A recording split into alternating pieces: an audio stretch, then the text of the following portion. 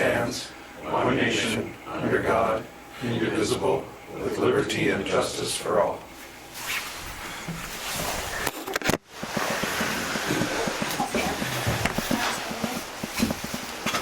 There's one over here.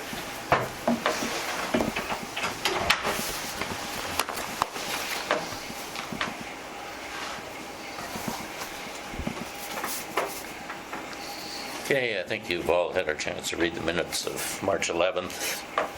I'd entertain a motion for approval. So moved. Second. Nicholson. Brown. Paul Brown seconded. Any further discussion? If none, all in favor signify by saying aye. Aye. Aye. Okay. So, first item on the agenda is discussion on the storage container ordinance. I do have a couple of extra copies here.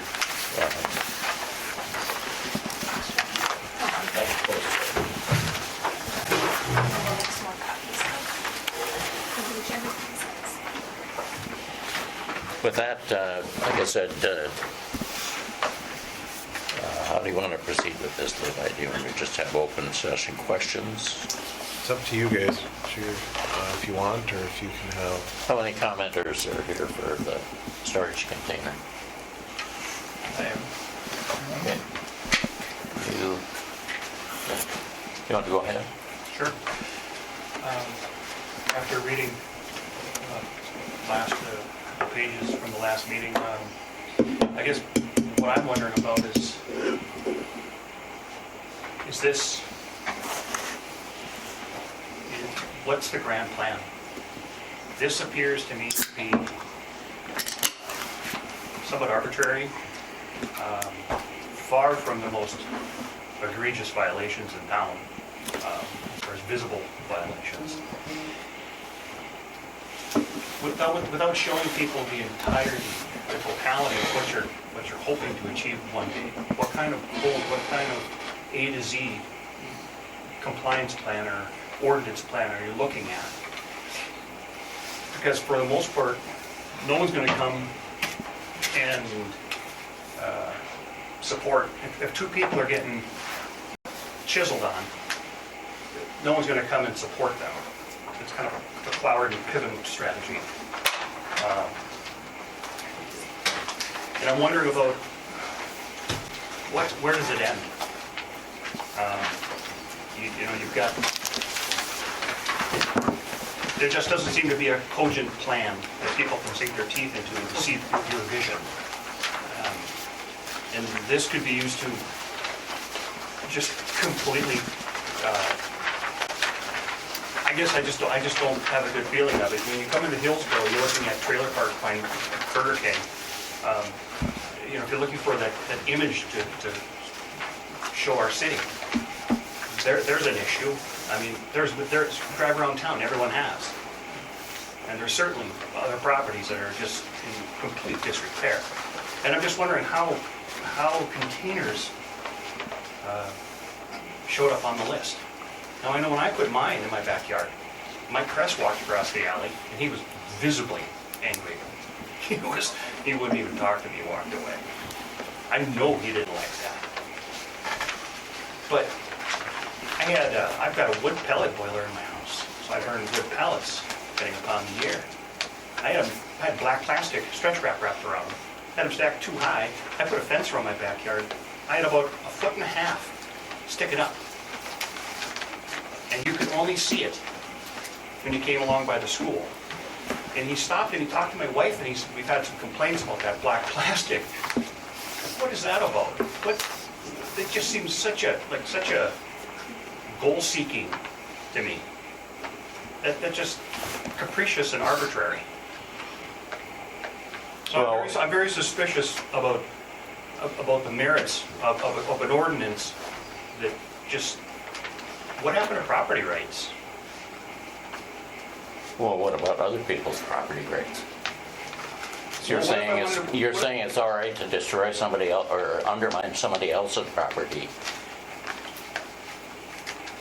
But how do you prove that? What if you painted your house neon green and I don't like it? You can paint your house neon green. I think it looks like hell. Yeah. Where do you draw the line? Well, I just don't understand why we need additional storage containers in residential areas of the community. Well, maybe there's another way to look at it. Maybe they can be painted, or maybe they can have some appearance issues or something, but to say categorically, no. Where do you draw the line? What about a guy with a boat on the side of his house, or a camper, or a trailer, or ice house? When's that gonna be wrong? What about the guy that has 3 cars in his yard? Well, today we're talking about storage containers. We're not talking about boats and all kinds of other stuff. We're trying to manage how we're going to handle storage containers in the community. You get my point. I get your point that you think everybody should just do as they please. No, I think they should have the right with their own property. And if you're not gonna show me, what's your total plan? You're just gonna, who's next? What's next? What if you don't like the color of my front door? What if you don't like my Christmas lights?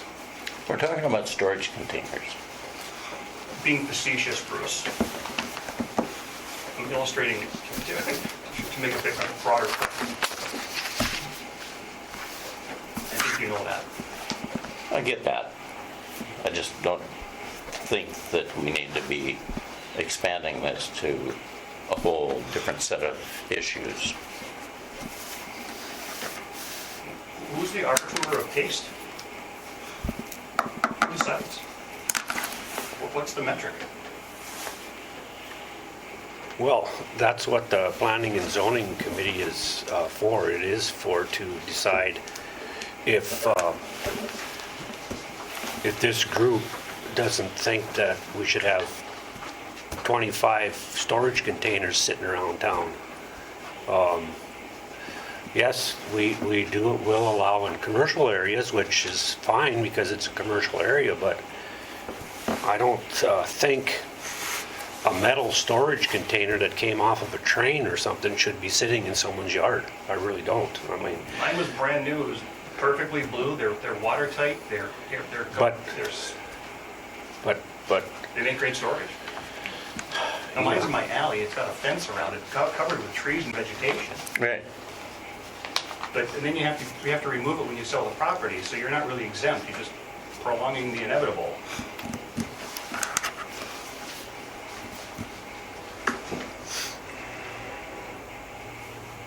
I'd like to see the whole plan, I'd like to see what the vision is. We're just right now trying to deal with storage containers moving on to residential and commercial properties. We're not having some grand scheme. There is no big dream here. We're trying to deal with what's Seems like going a lot on. big to start with. These, well, maybe so.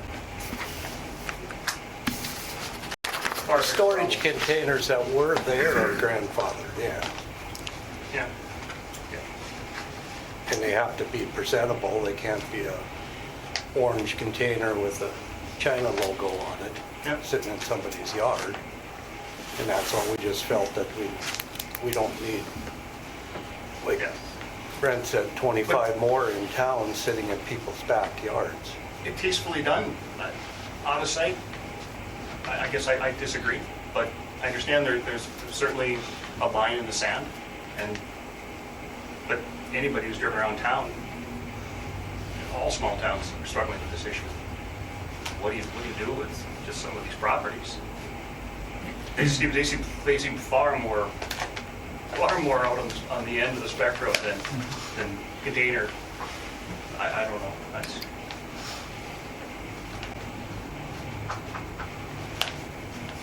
It's hard not to feel like the arbitrariness of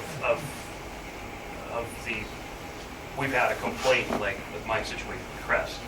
It was him, point blank. You know, it just, I don't know. Enough said for me.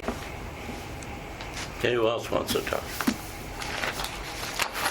Be rewritten any of this since you have posted on the city website on the minutes? I've got some, Pardon me? I have some language here that I want to change, talking about grandfathering I and guess I was looking at that first one you did, and up in the first page, you got like storage trailers. You can't have storage trailers. And it isn't really clarified if it's like, say for Jeff, how many storage trailers he's got for his tools on his lot. You know, it don't really clarify. It says they're prohibited. And this one, it don't say if it's commercial, it don't say if it's residential. It just says storage containers and mobile homes and lists a whole bunch of them. That's one of my questions, I guess. And then on the second page, I had a question on that one too. Where was it at? Number 5, down on the bottom. You got three addresses named there. And as you read through it, it says if the property's sold, it can't be replaced with one on there, the way I understand it. And if it gets bad and then we have to take it out and have to replace it with another one, we cannot do that the way it states down there. And it don't say anything about commercial or residential and that neither. But how do you pick 3 people out of the whole town and have their, you know, isn't that kind of picking on 3 people and not being same on the others? well, my intention is to not list individual addresses on the, But it is definitely listed on this first draft. it is, Yes. and I said that we're going to take that off of there. But we do You gotta have to treat have, everyone the same. we do have to have a way to keep track of where these are. Yeah. I showed this to another city, and his response was, I hope a lawyer didn't write this up. He kind of laughed at it. He was another city commissioner in a city about our size. And he really thought that was, it's kind of ridiculous the way it's written. So I don't know if that, you know, that's my questions, I guess, and what I've come up with so far.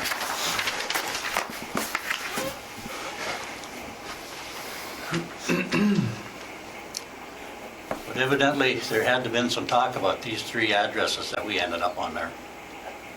No, we're just trying to figure out where they are.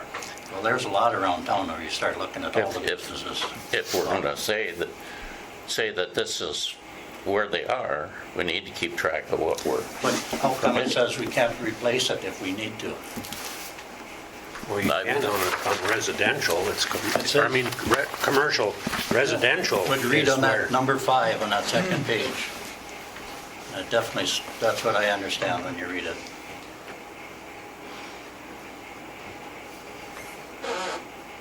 yeah, I don't see a need to leave that in there.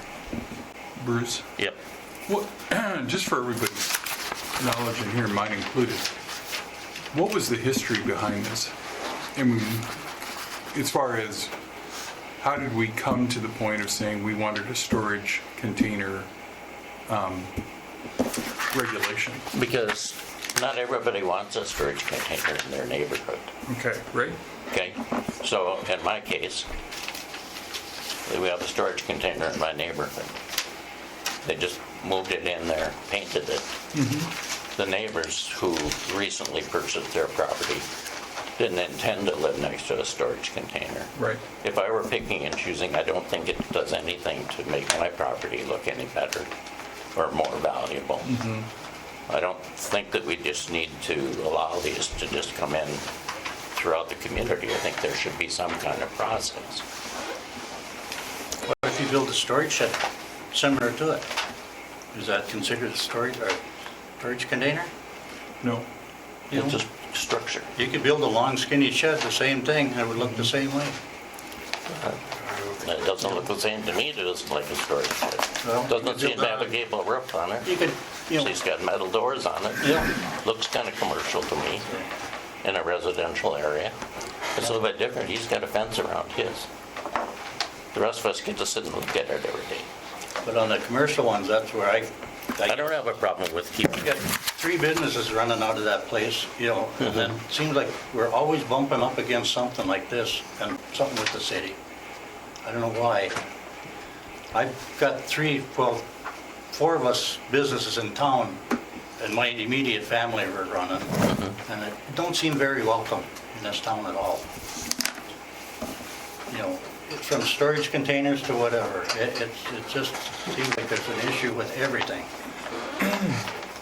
You know, it just makes it difficult. But do you see that there is a distinction? And I think Brett's trying to bring that out, is in commercial property, there is no restriction. We're saying that's If you read fine. this number 5 on the bottom here, it sure seems like it is to me. Well, I think we've agreed Huh? that, Which part are you, I think we've agreed that that should be eliminated, that number 5. the addresses Or on that? Yeah. But we're saying that, in essence, all this is really attempting to do is restrict and limit storage containers on residential property, period.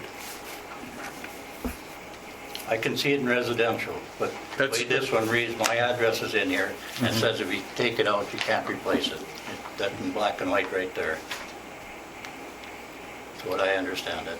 I don't know if you understand it, reading it differently, but that's what I understand. Which is your address, I'm sorry? 4 East Caledonia. Okay. Well, I don't have any. The other one's in commercial one too, across the street from me, and the other one's are residential, I believe. Now, it's funny, them 3 addresses through the whole town. Randy's got one out there at his business, Clayson, there's a lot of them. There's 3, 4 more down towards the county, state sheds, they're all over it. And why do just these 3 get picked on? Onto the whole litter? Are all those by the sheds in the city property, city limits? Well, Randy's in city, I'm sure, ain't he? How about the ones by the What? highway department? That might be township, but doesn't the city have jurisdiction within a half-mile of town or better? So you think we should just abandon this altogether? Just let it go is your point then? No, I don't, but I'm saying why just 3 out of everyone? You know, that's my thing. If I remember right, you guys talked about these in particular because they were next to residential or close to residential properties. And that's why these were grandfathered in, because if you read in the other places, if somebody on a commercial side wanted to put a storage container in, you said yes, but it may have to be covered up if it faced a residential area. So that's where any of them that were placed in prior to this ordinance, they were listed on here. But would I, if something hit that one, payloader or something accidentally hit it, put a hole in it, I had to replace it, the way it reads here, I could not replace it. I think we're all in agreement here that we can take that phrase out. Okay. Okay? Can we? Yep. Okay. And it's not saying it can't be replaced on your property, it's saying it can't be replaced on your property to the current standards. It says if I sell it, it can't be replaced also in there, it says. but It says to residential property. so. Is how it was supposed to be clarified, and that was going to JR to get fixed. And then But- stacking them too. They stack how many on a ship, how high? No problem tipping. See them go down the freight train, double deck, no problem. They lock together and they're more stable than your storage building sitting in front of your house. Really, it's more weight and they're longer, flatter, more ground surface. You know, that's the other thing. I can't see where you couldn't go too high. I don't think you'd want to go any Well, higher. that's, too high. Why would you want them too high? So you save space on your ground for storage. You get the ones that roll up on the sides, like lawnmowers and stuff. We got the forklift, we can lift it up, put them in there for the winter, put our snow blowers in for the summer, Not saying I'm going to, but it's just something. Because we can't add on, makes it impossible to add on my building with the building permits because you can't afford to put sprinkler systems in, over a certain amount of square footage. So the only other route we got is outside storage like this, where we can secure it so that Hillsboro thieves don't take everything. That's the other thing I look at, because they'd be more stable in a windstorm than you ever would with a storage shed out there in your yard, by far. the last 3 minutes of what Tim has said has been the exact same for us. We have forklifts, we have the ability to make seasonal storage that way. We've contributed way too much to, we've been victim of what law enforcement calls it. If something's sitting out and it's taken, we've had that happen too often. Things kind of walk off both feet. Yeah. I think you and Storms have had way more high-end thefts. Yeah.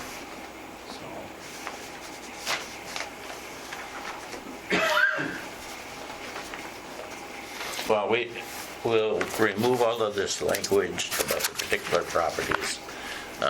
The list of storage containers will just be contained in the minutes book for the Planning and Zoning Commission because they don't need to be listed here. We'll take into account the stacking of storage containers, and we'll remove the language that says that they cannot be replaced with another container.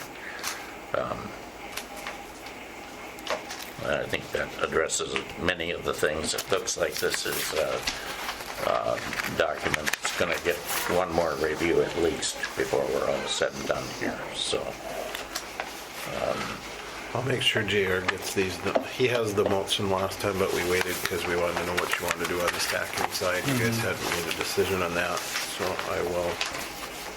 If I may, what is the need to have a storage container removed for the sale of a property?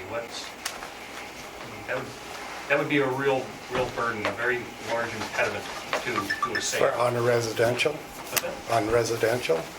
Well, in my case, I have to remove a fence, cut down, remove branches off trees, get a payloader in there, or trim a bunch of trees and hire a crane. That's a big deal. This isn't like wheelbarrow full of dirt or something. This is. But in 20 years, it'll have been 30 years. Is it? Anyone think we're going to remember it's there? I understand you don't want an orange, blue, and red beat up Yan Ming container that's been on the wall for 8 years, but right in the middle of someone's yard. But I mean, aren't there other options? Painting, like additional fencing around it or something, or? And you guys could do similar to what 4D is,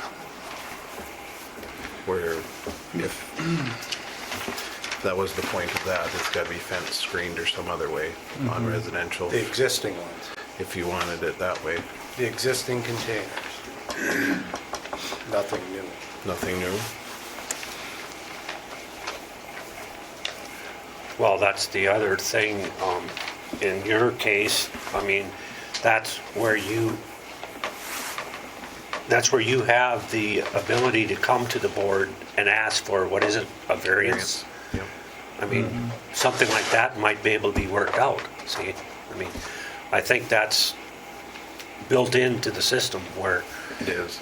different situations that come up, you can go to the committee board or whoever it is and ask for a variance, and that might be your alternative there. Good point. You know, it's, because that's understandable. I mean, basically, the Planning and Zoning Committee didn't want to see any more in residential areas. That's what our bottom line was. Commercial, we haven't gotten to the stacking thing yet. It just came up and we're still talking about that, and that's still in the works, so. You've made some good points, Tim, about that, and Jeff has in the past, so there's something that we will have to look at. I would just propose that if you've already got one, it's good, leave it, it's fine. You Sleeping Dogs Lie, apply your rules to the new going forward. Just draw a line in the sand.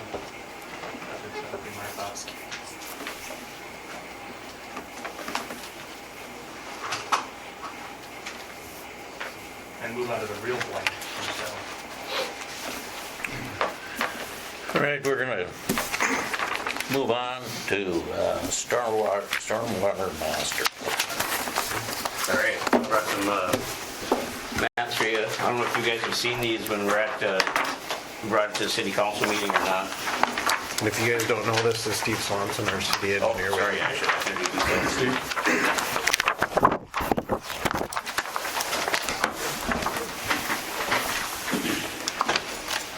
Well, we did a stormwater master plan and started looking at, I guess the project started out, we were looking at paving in town. And as the discussion went on, we thought we should probably look at the stormwater around towns first before we start paving streets. And I know there's a bunch of maps here and some will make more sense than others. I'll kind of blow through all of them and then I'll come back and we can discuss some of them. The first one, figure 1, is the 5-year street flooding event. What we decided was during we ran this scenario for street flooding, and we have a yellow line is from 0 to half a foot. Orange is from half a foot to 1, and red is 1 foot and above.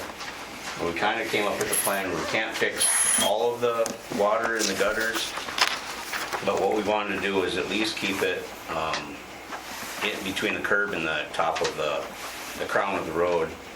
So that would be anywhere from 0 to half a foot deep water. And that way all the water stays maintained within the curb. And if you look at the map, you know, the majority of them during a 5-year event is yellow, but there's a lot of oranges and some reds. And if you look at the red areas, them are kind of the areas that we're currently experiencing some flooding events. Figure 2 shows properties that could be inundated by a flood, but you have to look at this a little bit deeper. Like some of these are trailer houses and they're probably above the floodplain, current flood, or they're built above so the water would go underneath the trailer houses and they're not actually going to get out of it. And what we did was, the LiDAR data we looked at, when we mapped it, it looked like the water was up touching the house. But it could be, the LiDAR data could be off just a little bit, and it's, you know, maybe it's touching the side of the house, but the first floor is well above that. So it just kind of gives you an idea of which properties would be actually wet during a 100-year flood event. But there's no guarantee that all these are. So we don't want people to say, oh, my house is getting wet. It's just kind of to give us an overall idea of what's going on in town.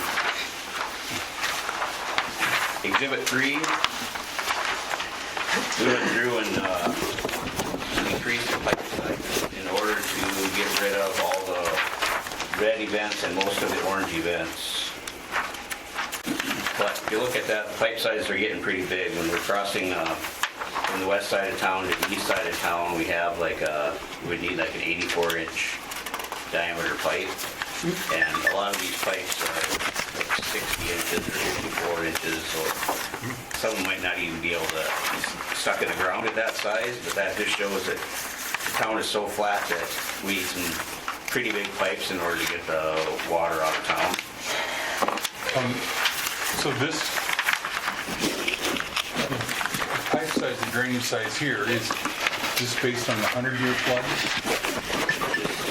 Based on the 5-year. This is 5 years. Yeah. Okay. That was if we were going to try fixing everything. That was the sizes. So then when you start looking at these sizes, the price and the cost for fixing all these just gets pretty expensive. And if you look at the next one, figure 4 shows if we put the pipes in at the 5-year event, it reduces everything down to yellow and a couple oranges still. It eliminates the... And you want red out by the apartments on 2nd Avenue Northeast? Yep, that was just kind of a... You have to remember that's deeper, so it's kind of deceiving because all that water goes into that area. Into that, right. then the next map just shows with the gravity mains what the 100-year event would do. There's some houses removed out of there.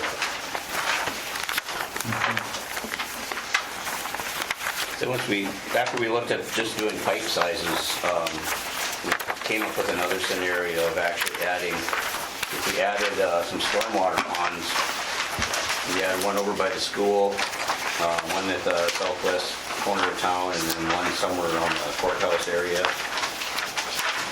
It really eliminated the need for storm pipe upgrades.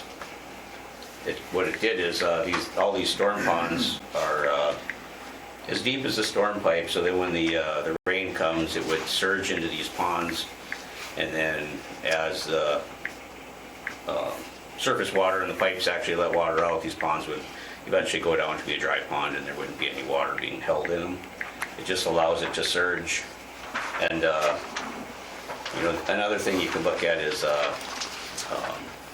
subsurface stormwater pipes. Like a lot of times now we're putting these underground storage containers, water storage in, but you would have to put a lot of them in just to accommodate the same amount of space we have for these ponds. This was a lot more economical approach to adding some surface storage. And then if you look at the next page, which is figure 9,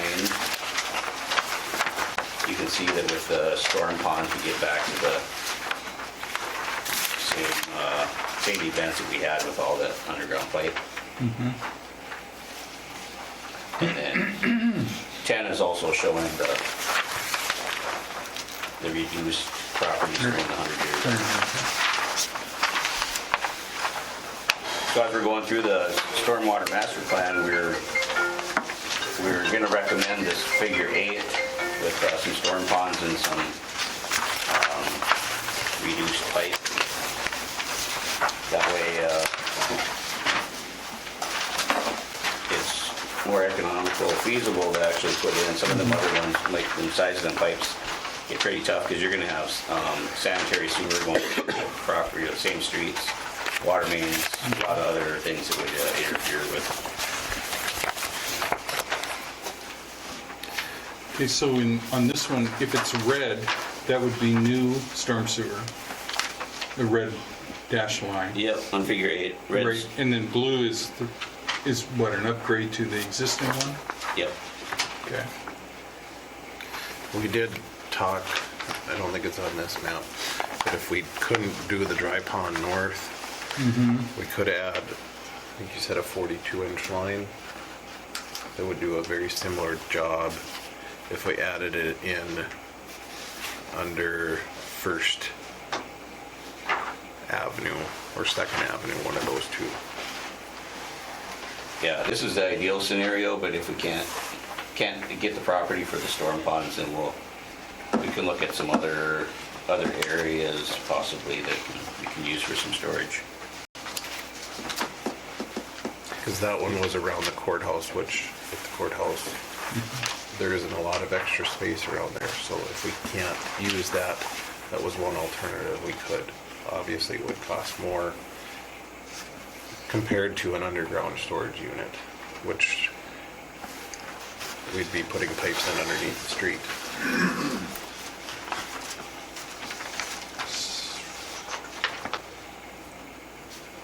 So have you, I know it's very preliminary, but have you tried to put any cost estimates to, say, for instance, the proposal on figure 8? That's what we're working on now. If that's, we're trying to get the recommendation that this is the route to go with, and then our final master plan will come with cost estimates. So I was just curious because you said, it sounds to me like the approach of increasing the drain size is probably, should just be taken off the table. Yep. Okay. But it's there to show you what What the alternative is. So, But the one thing, and that's probably why some of the residents are here from over by Loyal Land. But if you look, the swale was in both drawings or both solutions, so that's where we realized that if we're gonna do something, we needed to add the swale back in to help alleviate, and that's something we could work on now. Clarification, what do you mean by, what does swale mean? I'm not, Just a low ditch. okay. It would just drop an elevation from the curb on Loyal Avenue, and then it would just be like a ditch from the curb down to the 7th Avenue ditch. How deep? The one I looked at was, you would actually go up half a foot from the back of the curb to about the middle of the lot, and then go back down. So then, because we have the storm sewer and everything running down on Loyal Avenue, and the worst it would get then would be, half a foot above the curb. Once the water gets a half a foot above the curb, then it would just drain out and go down. So I think between the lots, it would be about a foot and a half lower. Just as a trench or as a wide? Well, we'd like to just spread it out, if the two neighbors are acceptable to that. What's that? How far? Well, if we're gonna go down a foot and a half, it could just be a channel, or it could be, if you want it mowable, you could go out like a 5-to-1 slope and make it a little bit wider. And then, the more gradual you make it, the easier it's gonna be for you to mow and stuff, so. What does the 5-to-1 equate to then? We looking at like 7.5 feet out? I mean, am I doing the math right on that? We'd probably do like, 4 foot at the bottom, and then if we had to go up a foot and a half, it would be 4 foot on the bottom. In width. in width. And we just go out go up a couple feet, just, So you're looking at, it might probably be 10 to 12 feet wide total. have you been there? Yeah, there's some trees there. There is a, Huge. yeah, there is a drainage ditch, or there's a drainage easement across there, I think a 10-foot existing drainage easement. This is not being used. That was in, So would there be an option of, instead of a swale, putting a 12 foot, a 12 inch, not 12 foot, that'd be awesome. 12-inch pipe in there, buried, to avoid the swale? Swale causes, if we're doing a 4 foot plus the 7 foot, yeah, now we're like, I understand my fence is probably toast, that's fine. But Mike's trees and the other trees that I have are gonna be all basically gone in there, that have been there for 25 years. yeah, a 12-inch pipe probably wouldn't handle the amount of water going to push through there. We'd have to, because it fills up, and the Well, I've lived there for 25 years, I know how it fills up. And that lift If you're station- walking through it isn't quite the same. yeah, that lift station can't handle it, so, But it doesn't, the water just doesn't dump on that area immediately. It comes gradually into that, but it comes kind of gradually because it has to form from all the places and run off from all Yeah. those areas. So I don't think you need to be able to drain the entire amount that's there in a minute. I think that as it gradually comes, if it drains off, like if we get a 2-inch, if we get a 1 inch an hour rain, that water would be gone before it even had much of a chance to accumulate through a pipe. But if it's If we got above, what's that? you have to remember that it's not at the street level, it'd be above. So it'd be above the curb, that was the plan. we can't, the ditch is too high to actually put a pipe and bury a pipe to run it out to the ditch. You talking the ditch behind the ditch to the houses? south. 'Cause we're talking, pulling the water off the top of the curb and going, so you'd have a lot of pipe exposed, and you can't put too much slope on that pipe into that ditch. So looking at figure 8, Steve, like when I look at that, to me, right, as a newbie, that makes the most sense to me. We get my kids, his grandkids go back and forth between the houses. I don't want somebody spraining an ankle. I don't want those trees that are there. I mean, I can imagine what it would cost to remove those trees. I've seen what it costs to remove trees that are not like half that size. And you got two massive ones, plus you got, let's be honest, ridiculous amount of sprinklers on that end of my yard, not by my doing. Tim's got sprinklers on his side, so you got, I think there are 3 trees on your side and those 2 huge ones on my side that you'd be cutting roots to do something. And then I don't want to deal with a tree that's dying down, you know, like I would want it completely gone, but I don't really want it completely gone because we kind of like picking up branches every spring. Yeah. But, you know, like, is it something, where I'm going with that, is it something where if number 8 seemed like it was, made the most sense financially and logistically, would those things alleviate some of the water that's ending up where it's at? You know what I'm saying? Like, if we did, if figure 8 was the way you decided to go, do the dry ponds and leave the swale and see what happens. And here's one of the biggest concerns is, the first thing came to my mind when Levi mentioned it was, yes, I'm open to it. I want more information.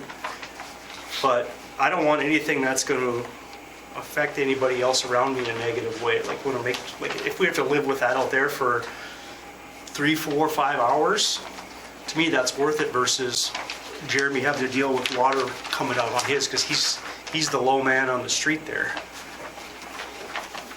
Which makes to my point was that we don't need to clear all of the water immediately for it to make it less of an issue for Jeremy. It doesn't have to be a full, we're cleaning out that street, no water's gonna form on there.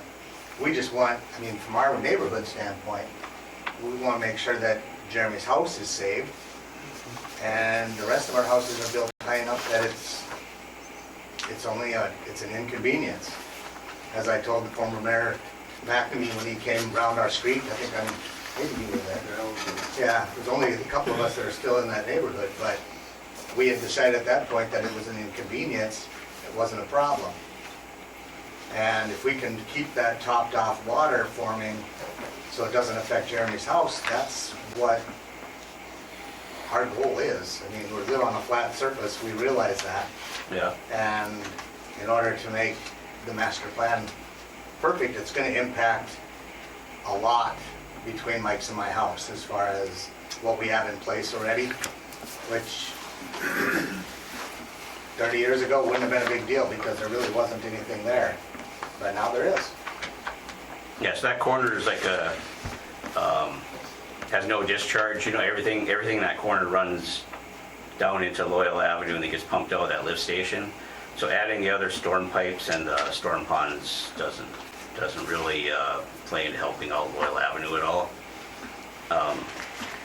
If there's, you know, another alternative, or if we want to narrow that up and let the water drain out a little bit slower, you know, this was just like the design that we figured out that would take the water away and get rid of the nuisance. But if you're willing to accept some of the storage and stuff, you know, we could always make that swale smaller. When I just speak for myself, I mean, when I see the street flooded, it doesn't panic me.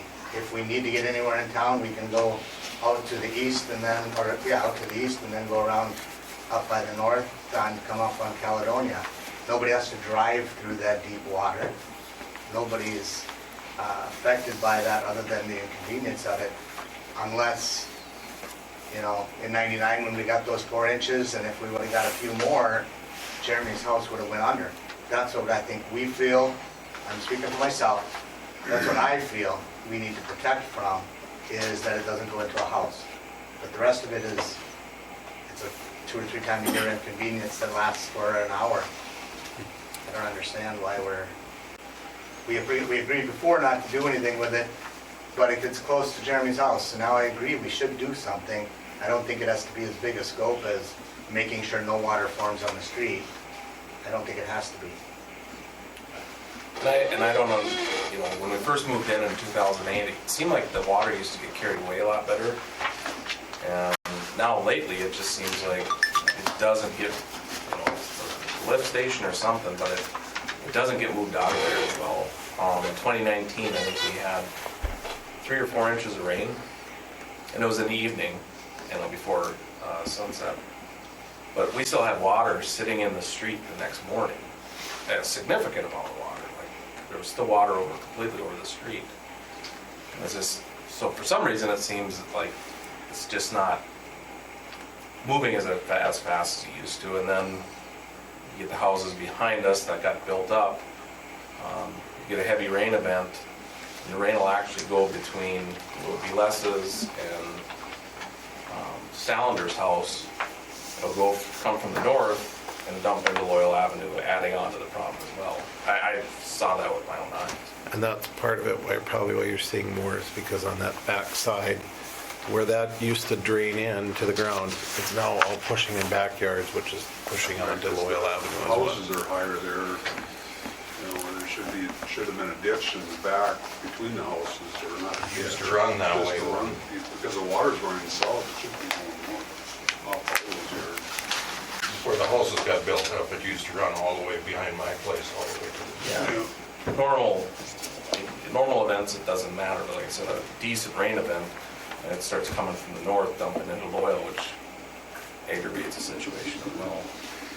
Then when we were walking around, was that last summer or 2 summers ago, we were walking In the backyards in the there. backyards, and you mentioned putting another lift station in there just to handle a little bit overflow that would, the pipe that would run straight south into that ditch. Is that still an option? Yeah, we looked at putting some, that's even incorporated in here, we put some rear yard drainage in, and to pick up some of that water from the rear yard, and that would go north to that lift station.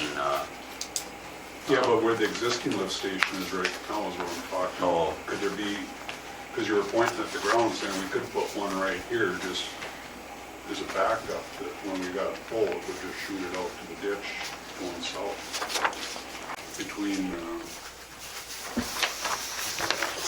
north or west side of the experience house. I mean, there's always lift stations that you could do instead of, but now think about the cost alternative of a swale compared to a lift station and what you're gonna spend. Well, the existing lift station that is over there, correct me if I'm wrong, doesn't run for a period of time until some of the other parts of town get cleaned out, is how I understand it. And that's Way part up of, considered. part of why we looked at a master plan is to figure out if we added a lift station there, how is it gonna affect? Because, you know, we learned that in this plan, we need a dry pond south so that it'll help alleviate, so we can get water past you guys first, and then the dry pond south can drain out. So it was more than, you know, we could put a lift station in, but how do you put a lift station in and then it's gonna affect everybody else previous to you or down the road? So it was, let's figure out a whole big scope of the town so that part of this is if another development comes in or anything else, how is that going to affect the whole thing? And now with AE2S having this design for us, within a matter of a little while, they can plug it in and say, this is what we need to do to keep up with it. Yeah, I mean, if we ended up putting another lift station out on Loyal Avenue, we were putting $500,000 and upgrade it to be able to pump everything out of there. There's already issues up here, you can see, and once you start pumping this water up, it goes here and into a storm sewer, then it just will inundate this, so you'll get more surface. Well, how about if you move that to County Road 11 to the south?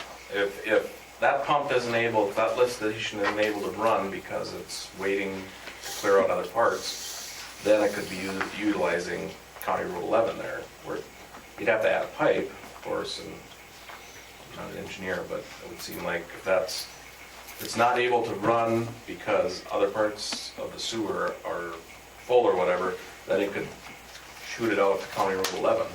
So at least it's taking some of the water out of there while it's waiting. But your alternative is, so you want to put in a lift station that could be $500,000 or a swale. Utilizing the current lift station. Yeah. The current lift station that's in front of Hinkle's house down there by Hill Court. That one you're asking, okay. But why couldn't the discharge of that go straight south to the ditch? And that's something we could look at. But we'd still have to upsize the lift station so it can handle all the water on Loyal Avenue. But that's an old pump too, that's over 20 years old now too, isn't it? It already does handle that water once the down, as soon as the water clears from Loyal Avenue, when that water starts going down, it goes down fast. I mean, it goes down rather quick once that lift station is able to pump that water. So that lift station is already pumping the water. It can do it. It is. And that lift station, the pumps were, I think, checked out a couple years ago or rebuilt or something like that. I don't know, Jim's got records on that.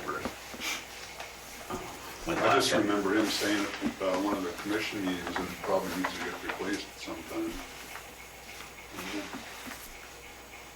Yeah, I'm not saying build another lift station or replace the pump, I mean, that one, Just put a pipe in there and a Pipe in valve there and- shoot the water the other way. as long as it's, well, no use that thing just sitting there not pumping, waiting for the other lines to clear out when. It pumps the water's low. Or when there's water in it, it's pumping.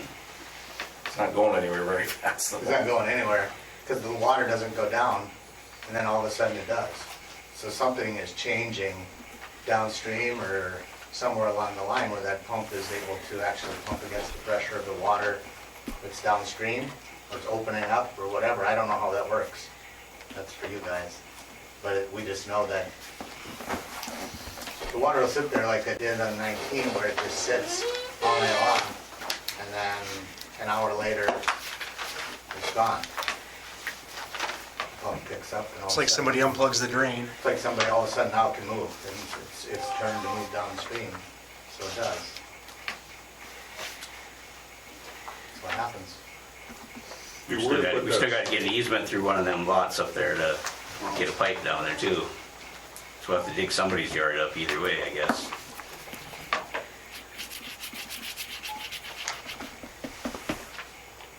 So this water that's coming from the north is from the new houses between Fifth and McDonald, right? Yep. There's some flowing from off of McDonald, the houses on McDonald there that are coming off their back lots. Couldn't you put a swale in the back of those houses and get that water going east instead of south? Yep. Well, we came with the plan, that we would do some rear yard drains and put some, like 3 or 4 inlets back there that would catch that water and put it into the storm sewer system that's on McDonald. And that would get that away so that it doesn't head south. Because when it goes into that south ditch, it's going east and then it's going north, correct? Yep. Yes. So that, I think what Bruce saying is like just skip the down and over and just go right across, it's going to go there Right. anyways. I mean, it doesn't have to be all that huge to get it to go that way. But the elevation on the whole property there is kind of, everything there should have been taller than it, higher than it is. If you put Yeah. that swale in, will the ditch get full enough to back the water back up into Loyal Avenue, give us more troubles, or would it be high enough? It shouldn't come back in there because that end of Loyal Avenue is pretty high. Does that swale need to be as deep as you guys have projected it to be? To go south, To go south into County Road 11? anything we do is gonna help. It doesn't have to go, 2 feet deep and 4 feet wide. If we got it smaller and got something else in there, at least, anything's gonna help. Is it gonna be 100% fix? Probably not, but If you're able to lift it up higher so that, X amount of water is sitting in the street and you guys can live with that, then it's not gonna have to be as wide or as deep. But those are all calculations that yeah. they'd have to figure out to see what it would look like and how it works. So maybe instead of going 1.5 feet down, you only went 1/2 foot down. Well, now they have to recalculate and figure out what is it gonna affect. I think that would be something that'd be interesting, at least to myself. I'm not one of the decision makers in this project, but it'd be interesting, and it'd be interesting to review that with my neighbors, the ones that are affected on the other end, the bad end. Mike and I agreed yesterday, we talked about this for a while. We're not trying to stand in the way of something getting done because we want to protect Jeremy's house. We do. I mean, that seems stupid for us to get in the way saying we don't want our trees messed up when he's trying to save his basement if the rainstorm comes. Let's not do that. but we're not really looking at, I mean, as much as I hate my trees, and if the city came in and said that they'd take them all out from me, I'd probably say yes. But I don't know that I want to lose all the shade. I mean, I like that there's trees, I like that there's shade. When the kids are jumping on the tramp, I like that that's there. I think Mike's probably got that same thought, that we don't want to lose some of the aesthetics, some of that. But we also want to keep in mind, our main priority is to make sure that we have something that's going to protect Jeremy's property. I don't think it has to be that it immediately drains all of the water away. So I'm trying to be reasonable with it, because I know that there's priorities that don't involve my trees, my fire pit and my tramps set up and all that stuff, so. Yeah, well, we could always go out there and see how much you're willing to, how deep you'd be willing to have it down. If you're willing to go down like, a foot and go 5 feet wide, or what would be acceptable. Yeah, I think Mike and I would welcome that when it's, dry enough for us to get out there and look at it and kind of walk around and see what would actually be affected with kind of end results. If we could see what are we doing? Are we dropping it probably the top of the water 6 inches if we do this? I mean, 6 inches on the flat, Yeah, it's a on our lot. flat It's a front, lot. his flat front yard would probably take it almost closer to the street if we could drop it, the water level that much. And it's not just Jeremy's house though either, because last spring we had a house that backed up in, granted it was still wet, or not all the ice was out so the water couldn't drain down, but we had that event. And one of the homes further down on 4th ended up getting water in their backyard, or not in their basement. On 4th Avenue Southeast? Well, on 4th Street Southeast. Where's that at? Just keep going down Loyal, because Loyal turns into 4th Street Southeast. How far down? It would have been the second or third one after the curve, which would be, But that's not the same, that water doesn't drain into our area, does it? Yeah, it Yeah. does. Comes down from after Lois's place, where Nancy lives. That goes south, not north.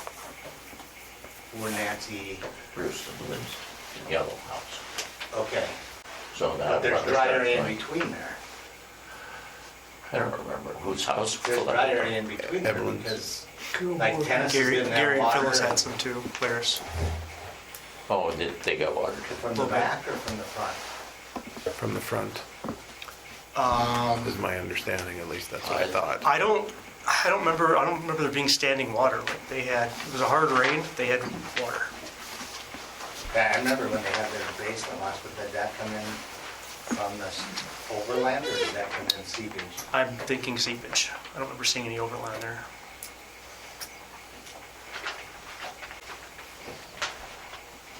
Because Eblins are the ones that reached out and they were saying that it was the lift station or something else, so. That's right next door, isn't it? So that's where I assumed it was overland, so. I don't think it, That could easily come on the backside over there too. it could be from the backside. I don't know that that could go up that high to get that and still be coming to our place. Boy, that'd be quite a rush of water.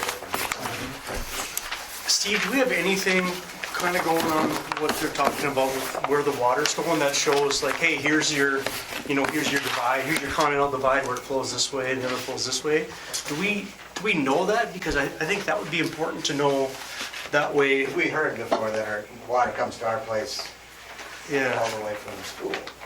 it'd be, I mean, because I think that I don't know. could change a lot of things where, okay, if you can strategically place things in a different spot based on the continental divide, so to speak. Yeah, I don't have it with me, but I was thinking it was kind of this dry area between the middle here, but where the water flows that way and this water all flows south. I think it's kind of right in that middle mark there, but Probably close to. There's standing water over by the school property in the northeast corner of the school property. There's standing water on a regular basis. And then all along the tree row, there's various, wigs up and down, but there is standing water there. the school property tends to run off into the trees. So there'll be standing water in that tree row, parts of the year. Okay, we're at 6:30 here.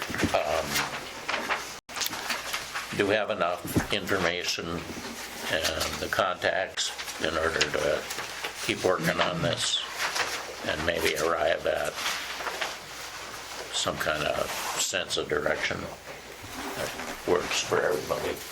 You guys could get together maybe in a couple of weeks, think things through a little bit more, and then take a look at the water, direction the water flow. Does that work? I think so. Get more information down the road. So if we look out 2 weeks and try to get something going in 2 weeks, that would allow us to have maybe more of a sense of direction by the next meeting. Does that mean you want us to get together with the engineer within those 2 weeks?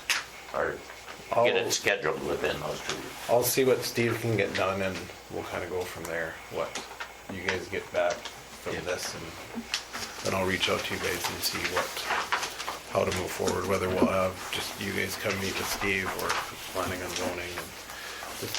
Does planning and zoning, do you guys have any questions on the whole plan itself as long as Steve's here? Or does that kind of make sense? I'm good. Appreciate your time. Yes, thank you. Thank you, guys. Steve, I have a question. Is there a connection at all between standing water, that seems at certain places in the city it's there for quite a while, and its impact on the road? Are we shortening our street life by having water standing on our streets? Yep. If the water's on asphalt, it's not good. If you keep it in the gutter, if it stays, in the, like, a lot of times we'll try to fix some of the drainage, and when we came through and did the street project before, we replaced some of the curb and gutter, and if we kept it within a tenth or two so that if it did stand, it would stay in the gutter and not go onto the pavement. But once you get above that and it starts going out on the pavement, then it destroys the pavement pretty bad, or the asphalt pretty bad. So that the rule of thumb is to try keeping it in the gutter and not get rid of every bird bath.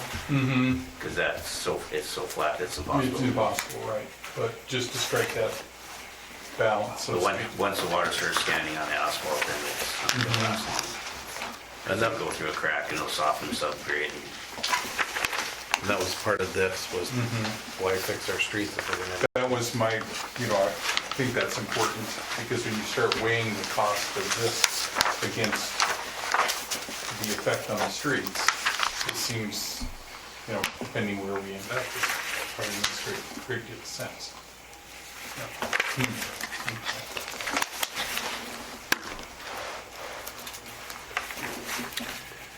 I think we were moving on to the barn dominium.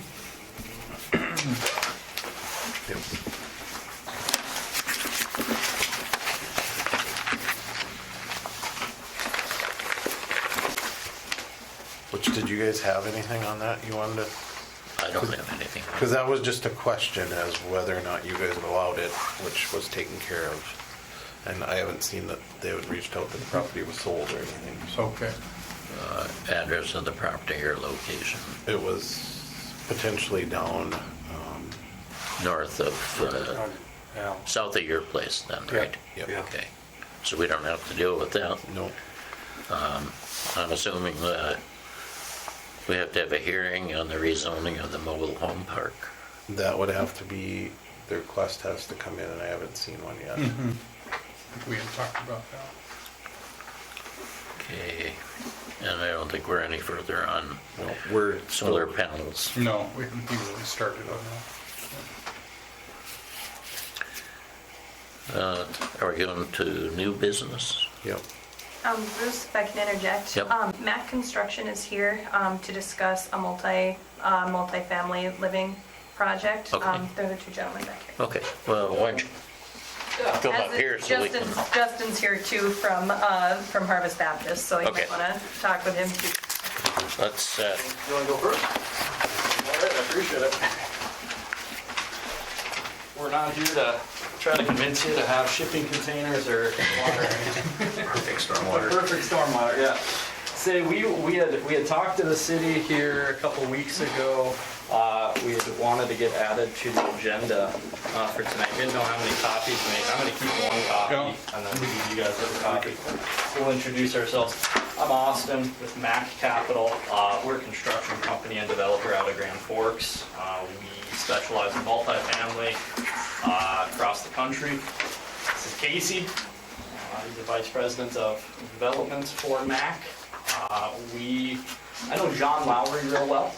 That's how we got up to Hillsboro. I'm a North Dakota boy. I'm a Northwood kid. Grew up in Northwood. So many fond memories of getting my butt kicked in basketball in Hillsboro. So use small words and talk slow. Slow words and talk slow. No. So we're interested in the Hillsboro market. We like small town markets for development. We specialize in workforce housing. That's obviously a buzzword. Affordable workforce housing. Started talking with John about 6 months ago on the land that they have over on the west side of town. And we're proposing taking what is First Avenue here right now and talking to obviously planning and zoning in the city to have a little bit of zoning change on that to allow for some lots to be combined. And we're looking to do some fourplexes in that area. If you look at the page, I wish I'd have enough copies for you, but you gentlemen will just have to share a little bit. If you look at page, I want to say 9, if I remember correctly. We have a little bit of a preliminary site plan that Lowry put together. You want to scoot in? no, I'm good. I'll kind of look at it later. We can get copies out to you too. Yeah, and so what we're looking to do is have a phased project. These would consist of 3-bedroom and 4-bedroom, very similar to what Meridian's already done in town. Kind of very similar.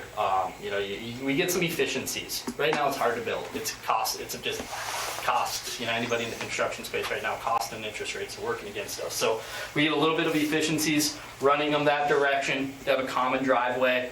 These would be 3-bedroom, 4-bedroom units, four units per complex. Okay, so 1, 2, 3, 4 with Yep. shared space. Yeah, shared space. Yep. So that's the shared driveway.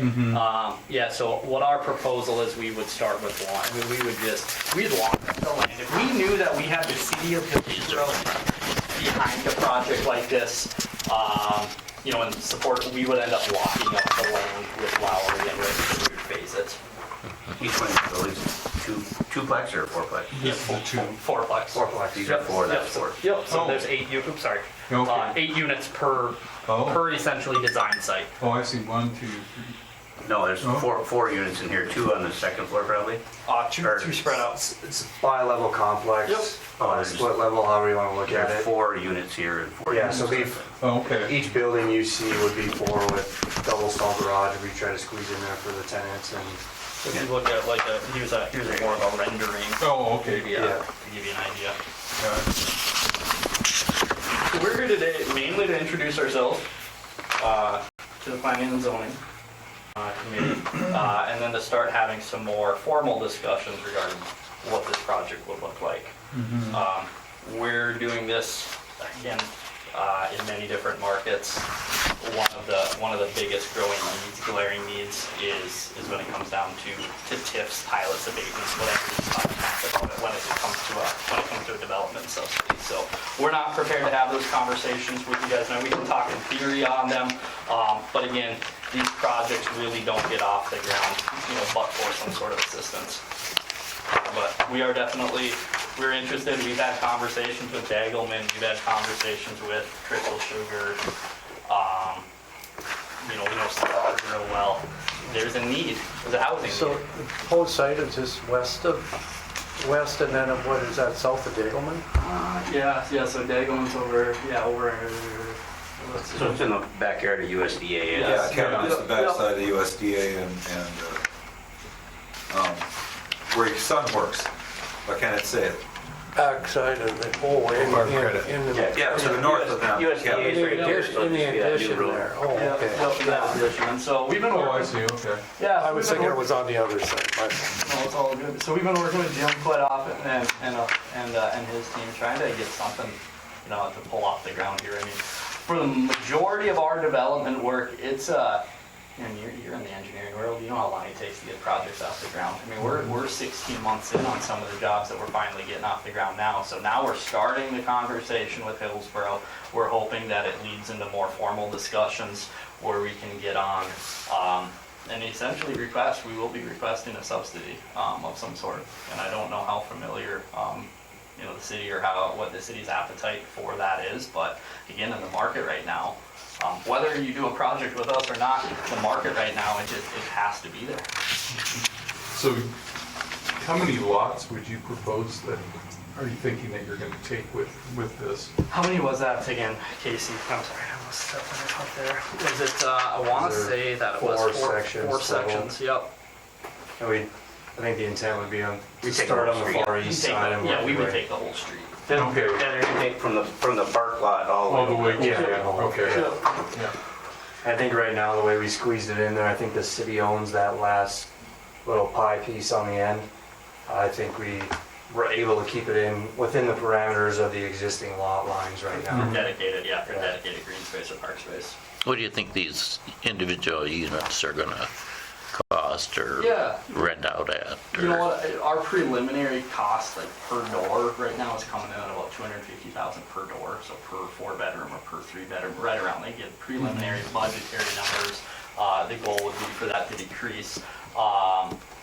So again, we're looking to keep and have optionality. If somebody came and wanted to buy one of these, buy a unit, as a condo, we would build them out as a condo type unit where we lease them, rent them, or if somebody wants to buy it, they can certainly buy it.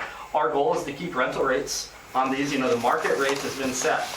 Meridian came in here, Doral came in here, they kind of set the market rate, and there's probably a lot of people that sat in these meetings or thought about it that thought that you'd never get $1,800 a month or $2,000 a month for rent.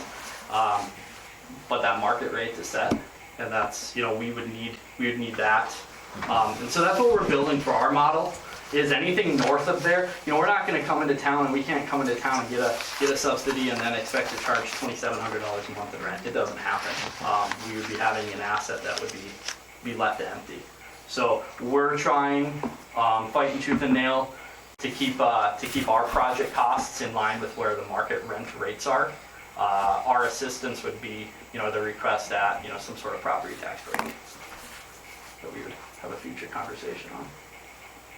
I don't know if you guys have worked with MAC. I've worked with MAC on a few projects now, and they do a good job. They're not a fly-by-night company that you have to worry about. I think they're here to stay. They do really good work, I think. Not to endorse them, but just to let We you would guys have know. to pay for that. Who are you working for? Yeah, we just wanted to come and introduce ourselves. We picked a long meeting to come to, which is good. Yeah. So we sat through that. That just shows our endurance, right? So you guys would be looking at changing it to an R2 from an R3, I think it is right now. Correct. Yeah, we'd just be looking to increase in density. Yeah. Yeah. Which R3, if you guys weren't familiar with, or don't remember, that's the 50-foot lots for it. Austin, you want to talk to the relationship that you have with Lowry, and that this particular issue won't be a problem with the landowners and... Yeah, as far as, so our agreement that we would put in place with Lowry, I do a lot of other development work with Lowry. We would go in and we'd purchase the land with Lowry. One of the contingencies with that is we would work hand in hand with Lowry to work hand in hand then with the city to get basically any requests, any zoning changes, any lot line changes. We'd work hand in hand with the city to make that. Obviously, they platted it based on selling these single-family lots. Obviously, that's a little bit slow to mature, so they're looking at it as any developer would look at it. They got to do something. They got to make moves to get it off their special assessment tax roll that's coming up. And so we're looking to assist with that, buy the land from them and develop it into rental.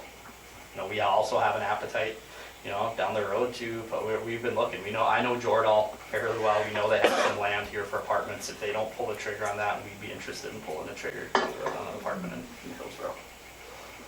So, we're making moves in small towns. I mean, we're putting our dot all over North Dakota, Minnesota right now. We want Hillsboro. Hillsboro, we look at it for a variety of reasons. Its proximity to Grand Forks, its proximity to Fargo, major industry. Those are the markets we want to be in, where there's an actual driver, a workforce driver behind it. We don't build low income, we don't build poor quality. You know, we want families to live there. You know, if 2 guys work at Dagelman or a couple of guys work at Crystal Sugar and rent it, great. But ideally, we build properties that, you know, families can live, workforce can live, or anybody can live. That's our ideal market. If they become rental properties, how are you gonna handle the maintenance on the properties? I didn't catch that first part. I'm sorry. So if they become rental properties, Yep. how are you gonna So handle? we run our own property management. We do all, you know, everything would be under property all management guidelines. the yard work? Yep, and- yep. Only 2 shipping containers per lot. Yeah, Not stacked. Yeah. No stacking. No, I'm sorry. I kill it with sarcasm sometimes, but it's true. Like, we run this. This isn't our first go with it, but it's a great question. We run the property management. You know, you're not going to deal, even when we own the land and it's not built on, we still manage that property. You're not going to get 3 feet tall grass. You're not going to have to call us and say, "Guys, get your ass down here to mow this grass." We manage that property. well, We treat it well. that's part of the problem right now. I've You driven know, Hillsboro. that's not marketing. No. When you let her sit No. and let the trees dry up. No, I do get it. You know, so, you know, we're looking to be somebody you guys are like in a year from now, 2 years from now, say, hey, we're happy we made that decision. We follow the bus routes. I mean, we're gonna have some major news hopefully down the road with another big project that we're working on, and there's a lot of industry that buses people to work. Right? They're busing people from Fargo, they're busing people from Grand Forks, and the reason they're not living in Hillsboro right now is there's not housing. Not enough housing to attract them to stay here. You wanna come in and help rebuild the pool? Rebuild a pool? Yeah. Was it built in like 1983? Like 1943. Okay. Well, How technically, many, the new part is. How many units, how many of these are you planning on? So phase 1 would be 8 total units, 2 buildings. So 2 buildings, 8 total units? 8 doors essentially. And then the remaining phases to be discussed, you know, between MAC and the city as well, and how we proceed with that. So it could be up to 32 doors on that boulevard or on that road. On that, yeah, that's what I was that wondering, could you would, be. so that whole, And everything would be inward facing, obviously, so when you think about it, everything's inward facing. So if, you know, we're building it the long way, you're driving in, you're pulling into your garage. So you're gonna have a whole block, you'd have a whole block that would not be like normal curb facing. You know, so snow removal, all that stuff, I mean, it's private, we own it. You know, we'll push it, we'll get rid of it. so 1,500 to 1,700 square feet is Yep. what? Yep. And so what you need from these guys tonight is just if they're in favor or not of it. Yep.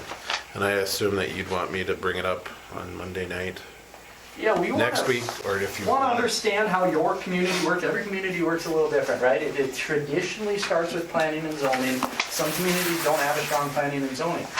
So sometimes you're dealing with the city clerk or the city administrator on the way to the council. So in this case, we just want a roadmap from planning and zoning and then from the council on a path forward to at least continue discussions. So it would be, planning and zoning would be your first step for rezoning, replatting, all of that. They hold their meetings and hearings, and then it would come to the city commission for final replatting, rezoning. We work with Onset Twitchell and J.R. Strum as our attorney, which handled most of the paperwork for that part of it. And then as far as TIFs or any of those types of things, that would come to the city commission for decision.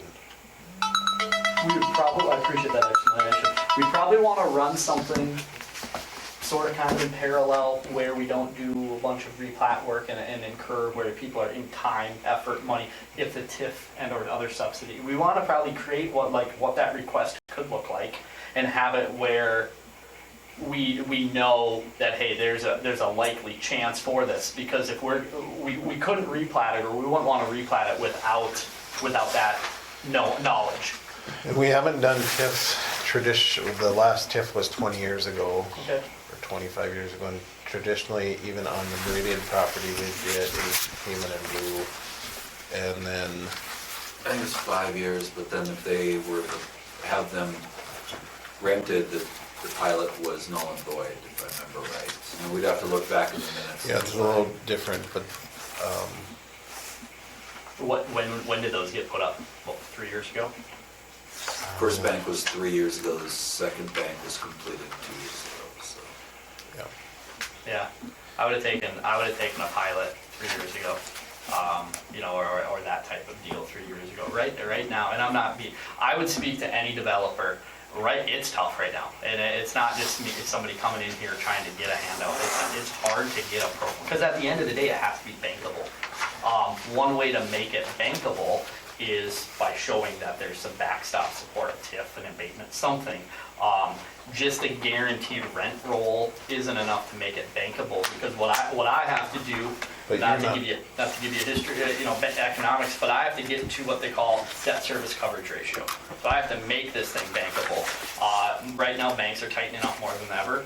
So one of the ways we work together, I want it to be like, hey, we're partnering with the city of Hillsboro. We're not taking from the city of Hillsboro. We're just asking maybe for some sort of delayed deferment on property taxes, or some sort of incentive to get it over the finish line. We're close. If we're using Hillsboro's football analogy, we got it on the 4-yard line. We're gonna need the city of Hillsboro to help push it into the end zone, and that comes from you guys, us explaining exactly what we need, walking through it, and figuring out, okay, if it can't be this, can it be this, and just moving some pieces on the chessboard. We're never gonna come in here and make demands. You won't get that from me. And for that, it would be working with Casey and myself and probably JR. Perfect. To get that figured out. So you're not asking to take off the specials, it would just be the normal. We would take the specials. The specials are part of it. Once we buy that land from Lowry, our LLC takes those specials. What we're looking for is, okay, right now we got a raw piece of ground out here, and you have the specials, but the specials are on a deferment type, where they're paying the minimums. No, that ended this year. Okay, up to this point, they were paying the minimums. That property is assessed at raw ground or parcel ground, so it probably has an assessed value of $35,000-ish, somewhere in there per lot, give or take. We're trying to put a $2 million project on there that is going to increase property taxes for the greater good of the community. We're just asking for a delay on paying those property taxes. That's the easiest way to explain the TIF process. Is we're saying, hey, instead of us taking the risk, doing the project, doing all of this in a really hard market right now, we're gonna still do it. We wanna partner with the city of Hillsboro. We request a 9-year TIF, or whatever that request is. We're just asking you guys to delay some gratification on the property taxes while we get this essentially stabilized. And in the past, they haven't had an issue doing any of that. Okay, So we're not looking for the specials to go away. We assume the specials as the new property owner. We just want to be able to sit down, really, in an outside but council meeting. I mean, that's where we do most of our TIF work, and I do a lot of our TIF work in abatement work. It's sitting in a table like this and moving the pieces on the chessboard and say, what works? What do you guys have the app? Because ultimately you have to sell it. The city council, they have to sell it to the community members of why did we give a TIF? And we want to make it so that it's an easy sale. So. Casey, I'm sure can give you, or you already have Casey's number? Yes. That's mine. On the internet, everybody gets them. That's right. Appreciate it. Do you have questions for me while I'm here? No, Okay, I appreciate don't, it. unless you guys do. We'll just have to do that Yeah, with that. we'll put her on the agenda. Yeah, so I appreciate it. Figure out what we can do. Well, and you guys, so the request will be the same like the other property. I think they just wanted to feel you guys out to see if it's one of those pieces, if they could move on it. It seems like you guys are okay with that, so then until the request comes in, or you actually have a hearing, you guys don't have to have it on the agenda. Yeah, you don't have any homework yet. I've sat in many communities where they kill us, like, hey, we're not interested in outside contractor, and then 2 years later they'll call back, right? We just wanted to introduce ourselves and go from there. So, hey, appreciate it. Good seeing you. Thanks, guys. Thank you. Thank you, guys. Thank you, guys. All right, Justin. I just wanted to check and see what requirements would be in place for the potential of building a church building down the road for Harvest Baptist Church. We don't have any land or anything, I mean, it's just, but we're trying to play some things out and just figure out what we'd be looking at, maybe what sort of a metric do you use to determine whether a building is required to have fire suppression or not required to, or, so we're just trying to figure out some requirements for things like that so we can game plan some things for down the road. My suggestion to you would be to call Midwest Inspections. They do all of our new builds, commercial building, and they'd be able to answer all those questions for you. Okay, so it's not something that like the city has its code or something? We follow the state code is what we follow, so. Okay. He would be the one that, if you're not familiar with it, they'd be able to help you with those details, so. All right. How large a building are you thinking about? Undecided. Okay. It would, I know a couple other gentlemen that have started churches in the upper Midwest that, depending on where the church is built, whether it's in city limits, outside city limits, they have it, I know a guy that they had to build an auditorium that was under 300, so that then they didn't have to put fire suppression in the building.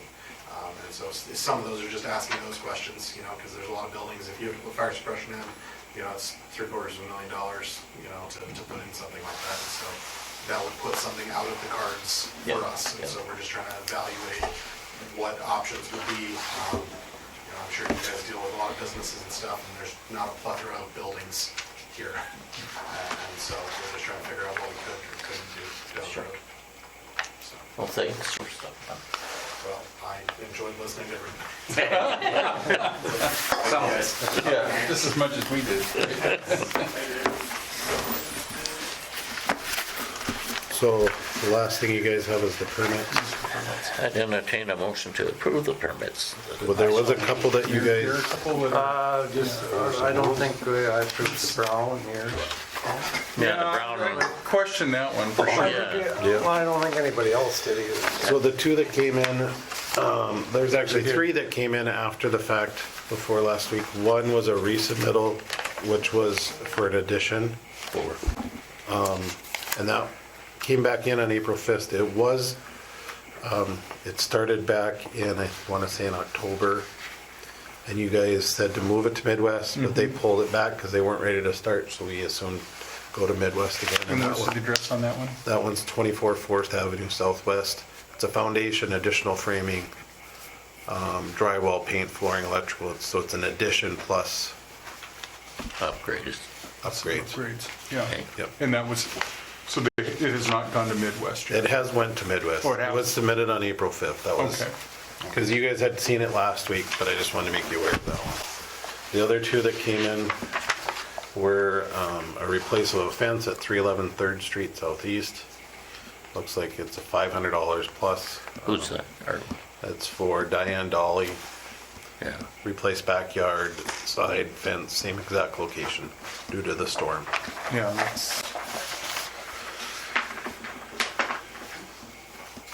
And then the other one that came in was a crawl space structural repair for shoes. and what was the dollar value on that? Right around 6,000. What's interesting about that property is that it's a wood basement. And as a result, there's a lot of movement. Sure. The slab is poured in two separate pieces.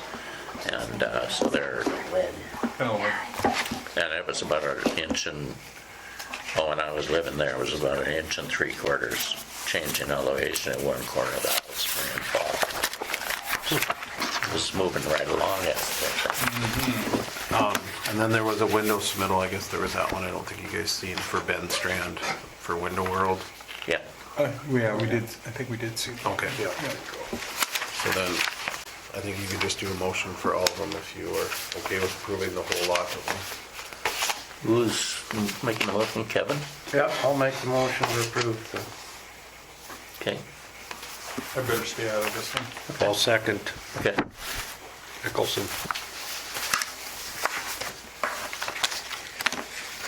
Okay, we've got a motion and a second. Any further discussion?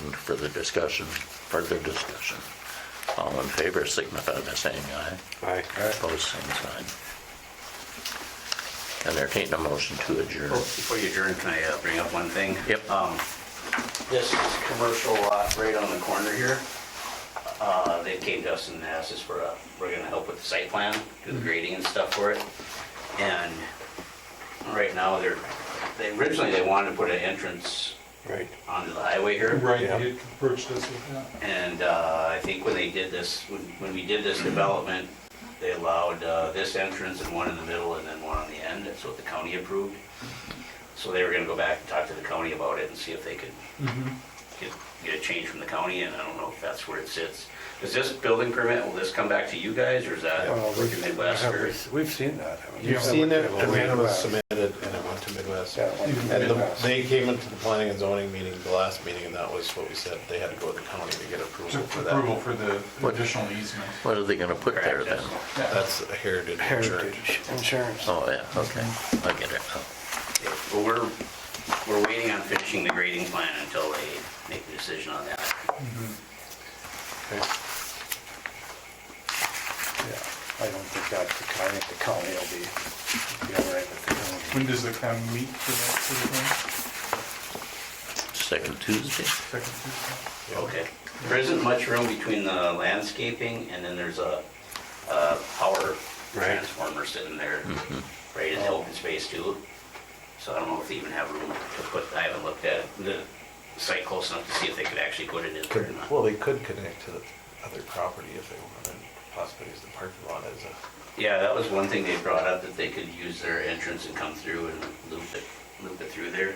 but they'd have to talk with, is it USDA? Oh, yeah, It's- that's not. No, it's gonna- privately owned, but USDA rents or leases, right? Oh, yeah, Yeah. then it would happen, could happen. Jeff, did you want to address us? You're just here for your It's personal edification. patient.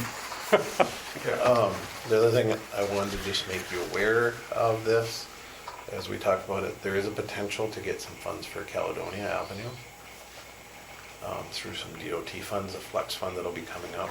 And one of the things, Steve knows about this because I sent it to him. But one of the things is we'd have to improve it to make it more walkable, more accessible to get those funds.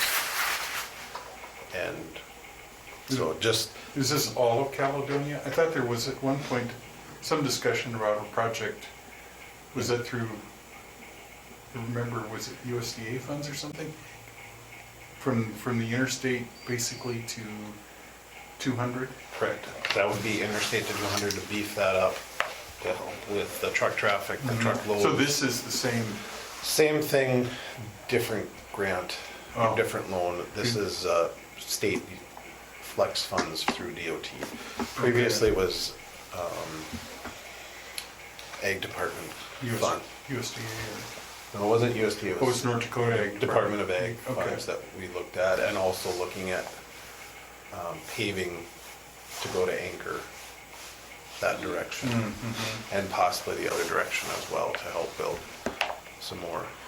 Well, But one of the things, if they're gonna do something like that, is to do something with the bank block. The curb and gutter on the east side of that bank block is bad. which, if we did the street, that's part of you guys coming up with ideas of what we could do, to make it more walkable or other things as we plan to make sure, if we're gonna replace it and go full depth repair, maybe do concrete. So then with this plan, well, maybe we put the stormwater in that's there, but not finished, or, upsize it or whatever we need to do, so that we're not redoing stuff that we just did. So that Yeah, one thing about getting the plan, kind of germs around the plan, is that when you do development in one part of town, you could actually upsize the pipe accordingly. And like when the bridge project down there, we're gonna upsize the pipe, the storm pipe that's discharged where the bridge is getting replaced. And then it just, piecemeal that stuff together, I guess. But that deal is off till 27 now. 27 is the build date. Just so you guys are aware too, they're looking at making it a straight bridge instead of a curved bridge. To try to help with the cost of driving that down. What is the reason for that pipe that's sticking up in the river? What is that? Right along the Highway 81. That's one of the 3 or 4 lines that used to be the force main, sanitary force main. And that one, that was probably the original one, went through and it failed, and as the dirt slid down, it kind of pushed the pipe up. And then there was another pipe that was put in some time ago, and then that one has, I think, they've done some work on it because that hill kind of sloped down, and it was working. So now what we did was we put this new 10-inch poly pipe underneath the river and came up into the lift station, so it's a lot deeper and farther back. So that thing can go away. Somebody could go pull that out, yeah, that's just decorative. It's not very decorative, it's just a real annoying Well, depending on what neighborhood you're in. piece of plumbing. But yeah, that could be pulled out of there. Okay. Do we, Go ahead. what are you gonna have on storage containers now? What are you gonna have JR redo? So I'll have JR look at that. But then we're gonna have to revisit it on the stacking part of it. Right. And we haven't had even a chance to talk about that. So no, I'll have them redo the section 5. He sent me it electronically, so I can cut and paste and red line and strike He'll out. look at this and see what the best you can come up with. He was gonna look at stacking and see if there was some other cities that would have something so that you could say, maybe it's tied, maybe it's attached, so that. I mean, if they're just setting it on, just rolling it in, setting it on dirt and stacking it too high, I don't think it's the most stable either, though. If you're on a foundation or on a concrete slab, maybe you can stack them and be good. If you're just putting them on black dirt, you think. That was my opinion the first time we talked. They sit on black dirt, right? Right, but I know Jeff's are on asphalt, right, or concrete? Concrete. Concrete. And what about Tim's? Is that on concrete? I don't believe so, but I don't know for sure.